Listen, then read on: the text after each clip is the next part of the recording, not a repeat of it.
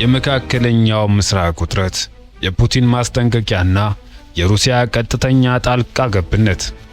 የቼቼን ተዋጊዎች ዝግጅት፣ የካዲሮቭ ሰራዊት ወደ መካከለኛው ምስራቅ ለመዝመት ያሰበው ነገር፣ እንዲሁም የኢትዮጵያ ስጋትና ተስፋ፣ የጂኦፖለቲካው መናወጥ በኢትዮጵያ ኢኮኖሚ ላይ ያሳደረ ያለው ተጽዕኖ፣ የእስራኤልና የኢራን ፍጥጫ፣ የቀጠናውን አስተላለፍ በተመለከተ በዛሬው ዜናችን ላይ በዝርዝር የምንመለከተው ጉዳይ ነው።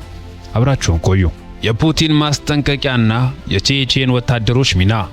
የመካከለኛው ምስራቅ ቀውስ አዲስ መልክ እየያዘ መጥቷል።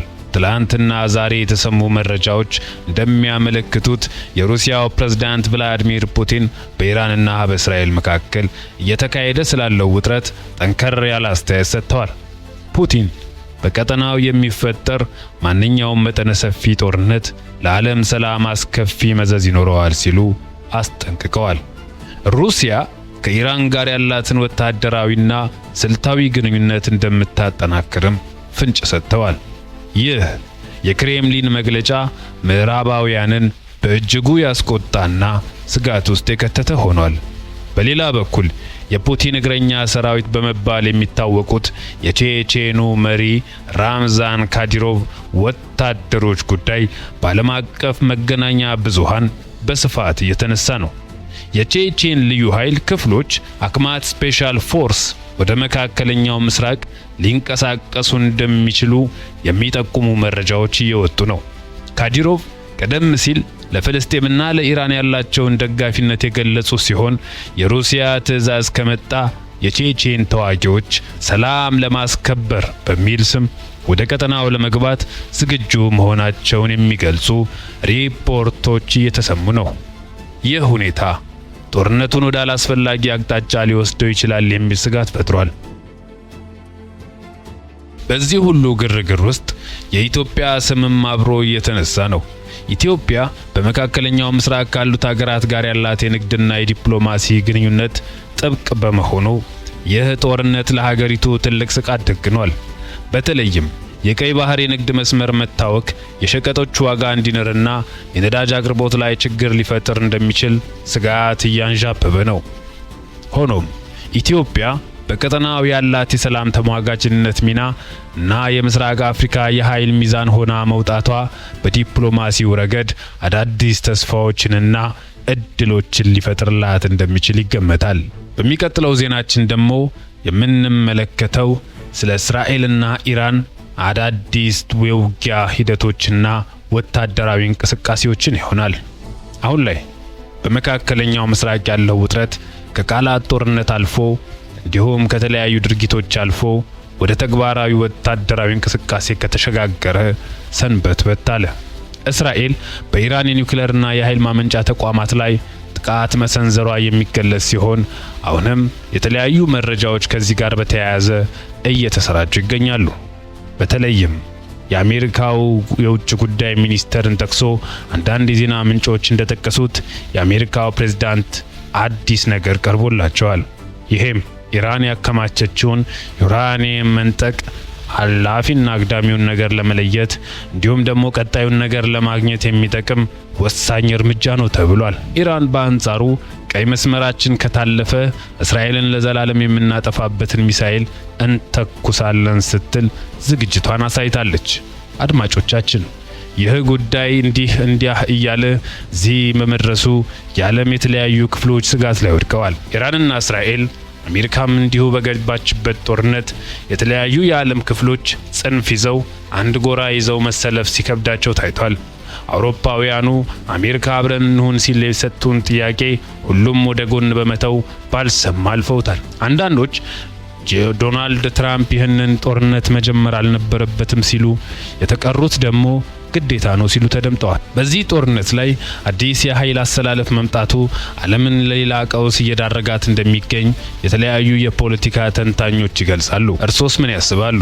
አድማጮቻችን ይህ ጉዳይ በዚህ ከቀጠለ ለሀገራችን ያለው ስጋት ከፍ ያለ ነው። ሀገራችን ወደብ አልባ በመሆኗ ሁሉንም ነገር ከውጭ እንደማስመጣቷ ቀጣዩ እርምጃ ምናልባት ኢትዮጵያን ለከፋ ችግር እንደሚዳርግ የዘርፉ ባለሙያዎች ይገልጻሉ። በቀጣይ የምንመለከተው ይህ ጦርነት አሁን ላይ ወዴት እንደሚያመራ ማንም ሰው እንዲህ ብሎ መግለጽ አልቻለም።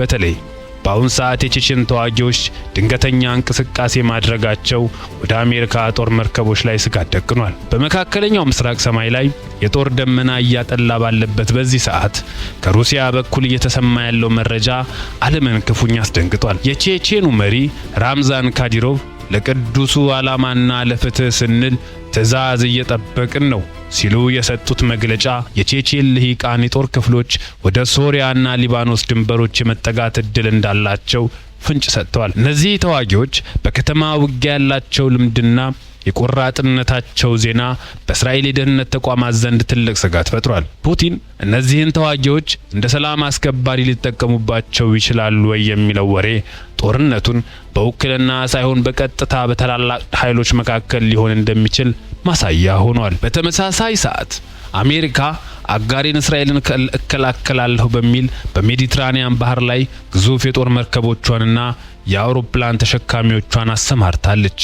ይህ የኃይል ማሳያ ግን ሁኔታውን ከማርገብ ይልቅ የኢራንን አጋሮች ይበልጥ እያስቆጣ ይገኛል። በተለይ የየመኑ አማጽያን አሜሪካ ጣልቃ ከገባች በሚል 2 ሚሳኤሎችን ወደ እስራኤል ተኩሷል። በሌላ በኩል ደግሞ ቀይ ባህርን የጦር መርከቦች መቃብር እናደርጋለን ያለው የሁቲ አማጺ ቡድን ሌላው ስጋት ሆኗል። የባህር ላይ ትራንስፖርት ላይ የተሰማሩ ድርጅቶች መንገዳቸውን እንዲቀይሩ እያስገደዳቸው ነው። ይህ የባህር ላይ ፍጥጫ ለኢትዮጵያ የሚከተሉትን አዳዲስ ትርጉሞች ይዞ መጥቷል። የወደብ አጠቃቀም ስጋት። ኢትዮጵያ በጅቡቲ በኩል የምታከናውነውን የገቢና ወጪ ንግድ በቀይ ባህር በኩል የሚያልፍ በመሆኑ አካባቢው የጦር ቀጠና መሆኑ የኢትዮጵያን የንግድ ደህንነት ጥያቄ ውስጥ ጥሎታል።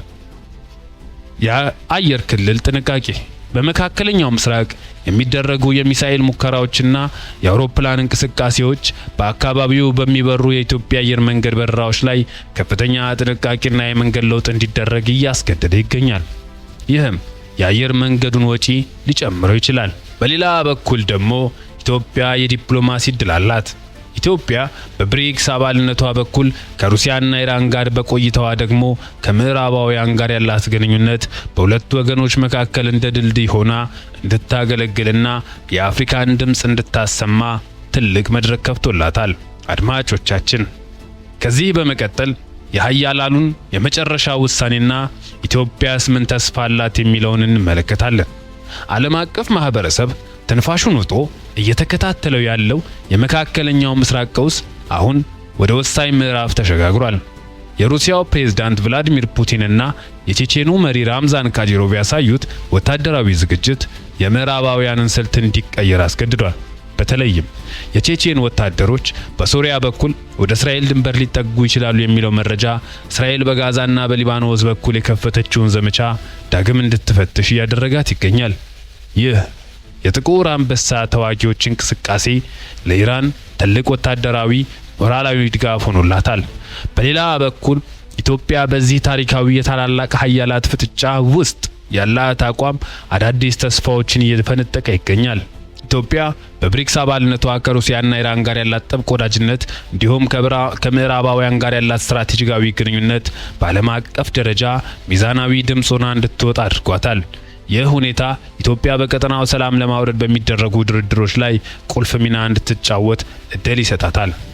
በማጠቃለያችን የፑቲን አስተያየትና የቼቼን ወታደሮች እንቅስቃሴ ጦርነቱን ወደ አዲስ ምዕራፍ አሸጋግሮታል።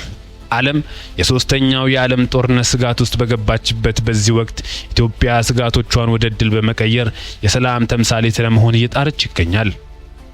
አድማጮቻችን ሀገራችን ኢትዮጵያ ወደብ አልባ በመሆኗ ምናልባትም ኃያላኑ ሀገራት ይሄን የቀይ ባህር ለማስጠበቅ አንድ ኃያል ሀገር ወደዚህ የባህር ክልል እንዲመጣ ሊፈልጉ ይችላሉ።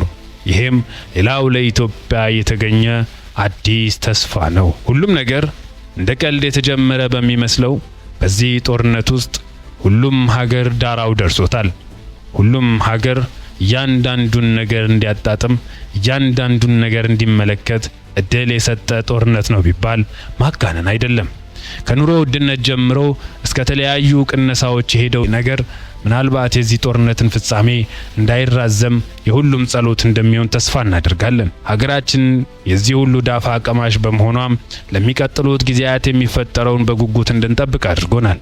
አድማጮቻችን፣ ተመልካቾቻችን እኛም ሀገራችን አሁን ባለው የኑሮ ውድነት ላይ ሌላ የመሸከም አቅም የላትምና ሰላሙን ያውርድ።